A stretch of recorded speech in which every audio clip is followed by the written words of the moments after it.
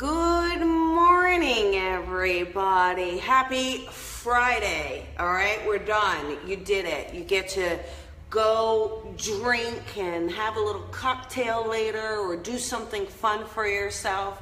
But give yourself a pat on the back because you made it through the week, which is not always easy, right? There's some bumps in the road sometimes. So let's give a nice little cheers. There we go. Good morning, Emilio.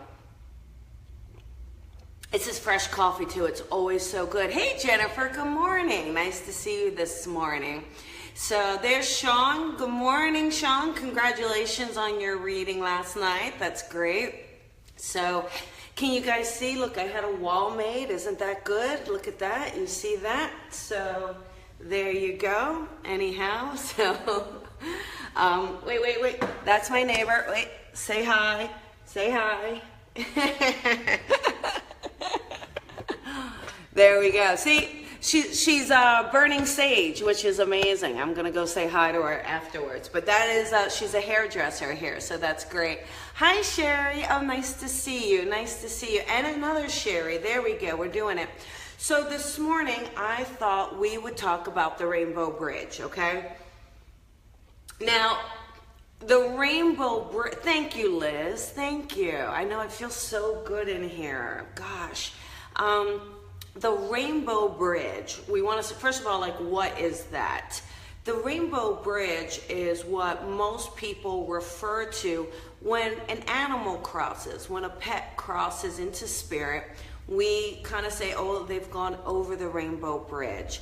And that really means the place of transition, like our heaven, so to speak, right? When we say people go to heaven and they go up to the Rainbow Bridge if they're an animal or a spirit. Now, I just thought that I would kind of maybe put my 2 cents into it or my perspective into it, just because there have been so many friends that I've seen on Facebook this past week that have lost their fur baby. And it's heartbreaking. It is so heartbreaking for people. But I have never seen so many passings of pets and animals in 1 week than I have this past week. And for any of us that have an animal or that has had a pet, you know that they're part of your family, and it's there's so much soul and meaning and love with that baby. And we kind of go, why? Why is that? And I really feel that a lot of that is because, you know, animals are so pure with their soul and spirit. There's such pure love and such pure energy. You know, there's no ulterior motives. There's no thought-provoking, wanting to get ahead, so to speak. You know, it's pure love, pure energy. They have such unconditional love for us that we know that that's what we're trying to obtain in our own lives, right? And it is, Jennifer, fur kids are soulmates. They are. I mean, your animals and your babies, you know, they're not just an animal. They're not just a pet, right? They're souls and their personalities, and you know, they don't have a lifespan normally as long as a human, generally speaking.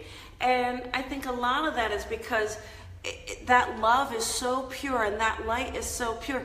They don't have to stay here as long to learn the lessons. They get to graduate sooner and they get to transition sooner.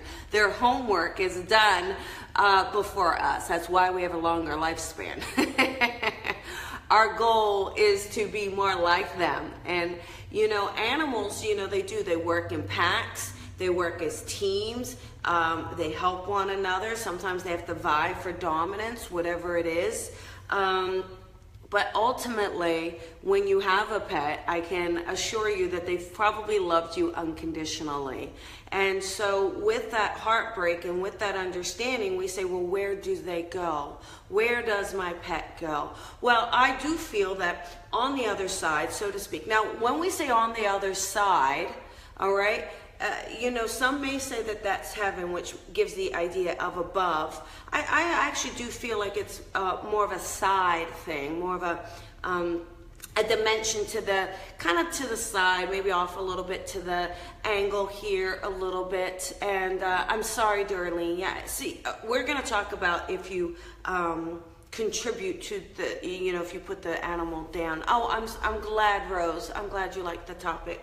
But when we, you know, so when our animals and when our people pass, they're not going so far from us. Okay, they're not going far, far away. It feels like it, but they're not. They're literally just kind of stepping off to the side. They're just stepping off. And so, you know, just as your loved ones in spirit, your human loved ones, your fur babies can connect and talk to you too. So you may feel them around the space. If you have another pet, you may see them staring at that pet off into the corner. You may feel your pet kind of indentation into the bed. You may hear your pet still. You may hear a doorbell ring or something and hear it's your pet. You know what I'm saying? There's all these signs that they give us that they're still around for sure. And so hold on to that. You may also dream about your pet. So the same as you may dream about a loved one, if you dream about your pet and it feels very vivid and it feels very real and you wake up feeling emotional and you feel the details and all of that and you feel like you were with them, all right, then know that that's a visit. They can visit you, no different. The other thing, the rainbow bridge is not separate from where our loved ones are. So it's not that they're quarantined, okay? Your pets, your fur babies are right with humans. There's many times when I've connected to a loved one in spirit and they're holding a dog or a cat or a rabbit or whatever animal is there. They're holding it or petting it or letting you know that they have it. So I know that they're not separate. I know that they're together, okay? It's just that we say the rainbow bridge for pets just so we can say that there's a place for them to run and be together, and animals can be together. And it is a place, you know. In the physical world, a lot of times we need to have them on leashes for laws or can't let them roam free. Well, here they're roaming free and they're playing and they're exploring and they're around other animals and they're around your loved ones. So it's amazing.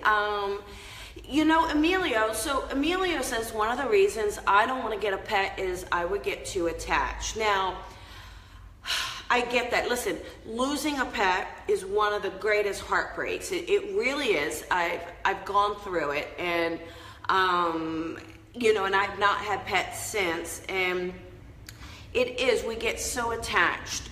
But I really, really feel that one of our whole purposes of being here, one of our whole intentions and purposes and objectives and lessons for even being in this physical world is for us to learn how to love unconditionally, okay? I feel that we come into the world as a baby with that gift. We already know how to do it. So babies love unconditionally, yes? But we actually start to distrust and pull away from that during our living experience. Maybe something bad happens or negative and we hold on to things and we start to pull away. So our goal and our love and our job is to learn how to love more, love again, give back. No matter how much you've been hurt, to not get so jaded that you forget how to love, that you stop loving. And so I feel that us having pets teaches us that. And yes, it can hurt. Yes, that pain and that grief can feel unbearable at times, but look at that joy as well. That joy and that love of something loving you so much that you can do no wrong in their those little eyes, you know? And that they have learned how to cuddle with you, be affectionate with you. You know, they lick you unconditionally or they paw at you because they want a little scratch on the back. You know, how many times do you wish your partner would just sit there and just, you know, rub your ear for you or paw at you just because they want you to hug them and not push you away?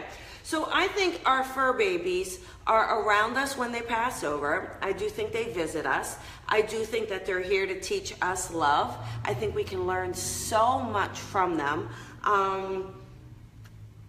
And I feel that, yes, we can get attached. And yes, it's scary that we don't know when they're going to pass. We don't know how they're going to pass. We don't know how long. But you know, that's the idea. The idea is to learn how to love without limits. You know, what are you going to do? Say, listen, I'm going to love you as long as you live 19 years and 2 months and then you pass peacefully. It's like, I wish we all had that guarantee. But I do really feel that when we have a pet and when we can care for something so deeply, we're actually really learning one of the greatest lessons that we're ever even here to learn. Yeah. So, and yes, the belly rub. Most animals do love the belly rub. They do love the belly rub. So, if you have a fur baby, no matter what the fur baby is, if you have your fur baby, give your fur baby some love today. If your fur baby doesn't have fur, still love it anyway. So if you got a lizard, love your lizard. Because I think you really will see that they all have personalities, right? You will see that they will continue to communicate with you from the spirit world, and they will visit you, and they will be around you. But, you know, when your baby transitions, and I know it's heartbreaking and it's sad, and love to Luna, yeah, and you know, just remember what they've given us. Remember what they've taught you. And remember that when you feel like you want to hold on to your heart more, you can't be there when they pass and all of that, I want you to love more. Open your heart more, because that's exactly why they're here. They're here to just show us, you know, what that feels like, what that means, okay? How we can do it. You know, they don't sit there and worry about when they're going to pass. They don't sit there and worry when their humans are going to pass, right? They just love us no matter what. They give us 110% all the time. So today, you know, for all of you that have lost your baby, you know, my condolences. I feel your pain. I know what it's like. But also try to note when they're visiting you or when they're around, or the signs and symbols that they're giving you, because they will give it. And don't be afraid to get another fur baby. You know, rescue one, help one. Keep loving, keep opening your heart no matter what, because that is how much they mean to us. We can keep giving it back. The more we can love, believe it or not, I know sometimes you feel that the more you love, the more you get hurt. But the more you love, the more you help others. And that's where it needs to come from. That's where the intention is. When you love something, don't look at it as, what am I getting from it? All right?